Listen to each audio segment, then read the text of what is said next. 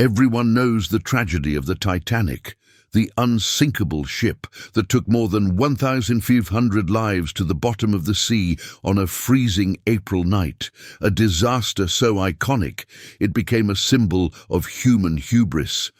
But what if I told you there was another shipwreck, far deadlier, that claimed over 9,000 lives, and almost no one talks about it? A ship packed with women, children, wounded soldiers, a desperate escape during the final days of World War II. A brutal attack that lasted only minutes but erased thousands of lives in one cold, dark night. And here's the strangest part. This disaster was practically erased from history. Why? Who was on that ship? And how did the deadliest maritime tragedy in history become a forgotten footnote? If stories like this intrigue you, hit that subscribe button. We bring to light the mysteries history tried to bury. And trust me, you won't want to miss what's coming next. It was January 30th, 1945. The war was in its final chaotic months. Hitler's empire was collapsing, and Soviet forces were advancing rapidly through Eastern Europe, leaving a trail of destruction in their path. In the frozen port of Guttenhafen, present-day Gdynia, Poland, tens of thousands of civilians gathered in panic. Mothers clutching their children, wounded soldiers limping through snow, everyone desperate to escape what was coming. Amid the desperation, one ship offered hope, the Wilhelm Gustloff. Once a proud symbol of Nazi propaganda, this luxurious ocean liner had been transformed into an evacuation vessel. It was part of Operation Hannibal, one of the largest, yet least known, maritime evacuations in history, an effort to rescue Germans fleeing the Soviet advance.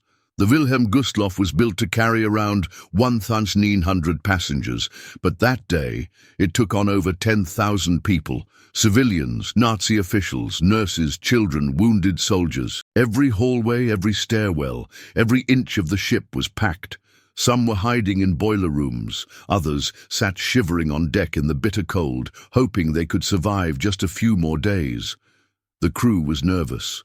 The ship was overcrowded, sailing through enemy waters, and barely had any escort protection. It was a floating target. But they had no choice. Staying meant facing the Red Army, and the rumors of what was happening in the east were horrifying. As the Wilhelm Gustloff pulled away from the frozen harbor, no one on board imagined that in less than 12 hours, most of them would be dead. The Wilhelm Gustloff set sail under heavy grey skies. The Baltic Sea was cruel that night. Frigid winds, icy waves, temperatures plunging below, 18 degrees 6. Inside, the ship was chaotic. The heating system barely worked. Most people were packed in dark, airless rooms, many without life jackets. The ship's radio was jammed. Communications limited. It was supposed to have a military escort, but ended up sailing nearly alone. Despite its civilian cargo, the Wilhelm Gustloff was still considered a legitimate military target.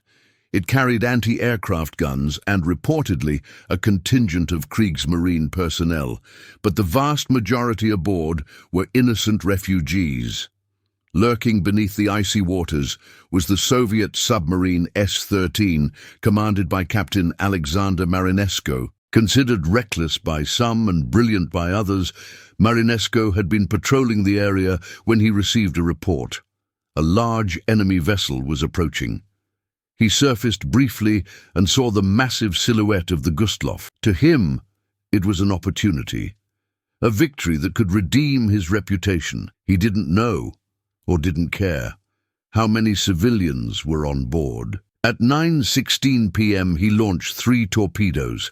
They struck with devastating precision. One torpedo hit the ship's bow, another slammed into the swimming pool area, which had been turned into a temporary barracks full of young naval recruits. The third tore through the engine room, instantly killing many crew members and disabling power across the entire ship. In less than a minute, the Wilhelm Gustloff was sinking. Darkness swallowed the ship almost instantly. With the power knocked out, Panicked passengers stumbled blindly through smoke-filled corridors, slipping on icy decks, screaming for their children, for their families, for someone to save them. There were only enough lifeboats for a fraction of those on board. Many were frozen in place or jammed. Some couldn't be lowered due to the ship's dangerous tilt. A few desperate crew members managed to release a handful, but they were quickly overloaded, capsizing into the freezing sea. Mothers tried to tie children to themselves with belts, hoping they might be found together later. Others jumped into the black water, only to be pulled under by the suction of the sinking ship. Some drowned. Others froze within minutes. The human body shuts down fast in water that cold, and above all the chaos, silence from the outside world. No one came. Despite the massive scale of the evacuation operation, the Wilhelm Gustloff had no adequate escort. A lone torpedo boat eventually arrived, but it was far too late. Rescuers managed to save about 1,200 people, which means more than 9,000 died that night. Among them, over 5,000 children. It became the deadliest maritime disaster in history. But here's the catch. While the world remembers the Titanic, a luxury liner that sank in calm waters with just over 1,500 deaths, almost no one talks about the Wilhelm Gustloff. No blockbuster movies, no international memorials, no collective mourning. Why? The Wilhelm Gustloff sank in just under 60 minutes. It was swift, brutal, and almost entirely invisible to history. By comparison, the Titanic's sinking took about 2 hours and 40 minutes. There was music playing, officers trying to maintain order, distress calls answered by nearby ships, survivors were rescued within hours, and above all, the world watched in horror and sympathy. But in 1945, things were different. The world was already drowning in blood. The Holocaust, Hiroshima, the fall of Berlin. The death tolls were so massive, so constant, that one more tragedy, even of this magnitude, was just another statistic. And politically, the story was inconvenient. Nazi Germany didn't want to publicize a massive civilian loss at sea.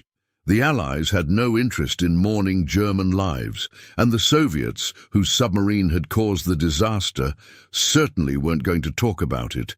It was easier to let it fade. In post-war years, the event was mentioned in whispers. Survivors rarely spoke publicly. Some were ashamed, others were simply ignored. Even in Germany, the memory of the Gustloff was overshadowed by guilt, destruction, and the effort to rebuild. As decades passed, the silence deepened. No international day of remembrance, no major memorial, no school books. The ship remains at the bottom of the Baltic Sea, now a war grave, still holding the bodies of thousands. A steel tomb no diver dares disturb. And yet, it remains a symbol of one chilling reality, that some tragedies are too politically messy, too morally ambiguous, or simply too forgotten to be remembered. By the way, if stories like this pull you in like they do for us, give this video a like and drop a comment. What part of this forgotten tragedy hit you the hardest so far? Your interaction helps these hidden stories reach more people who've never heard them. The Wilhelm Gustloff disappeared beneath the ice-covered waves just after 10 p.m. In that single hour, more people died than in the Titanic, Lusitania, and Estonia combined. And yet, the world moved on. For the survivors, the trauma never left.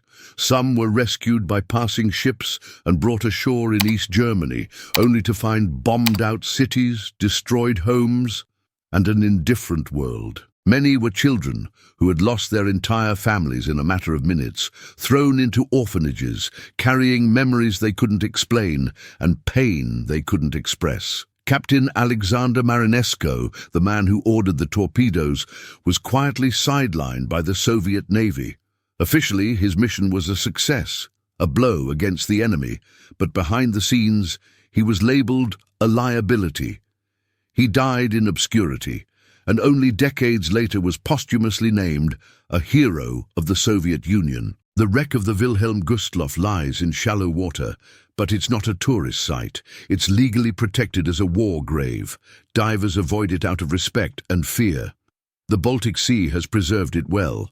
The cold, brackish waters have kept the ship eerily intact.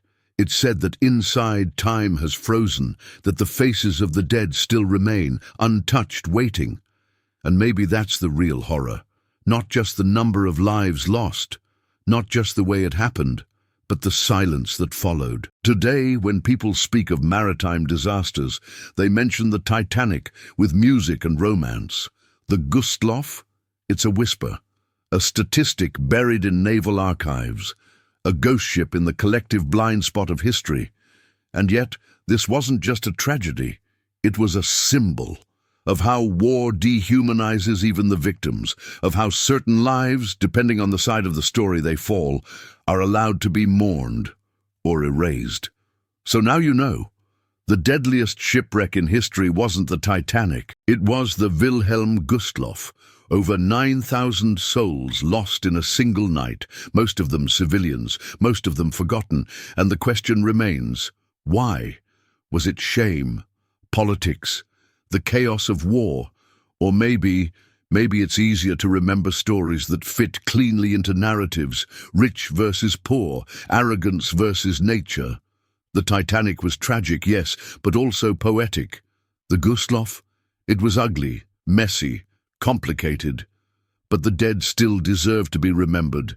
Every name, every child, every mother who clutched her baby in the freezing dark, hoping for a miracle that never came.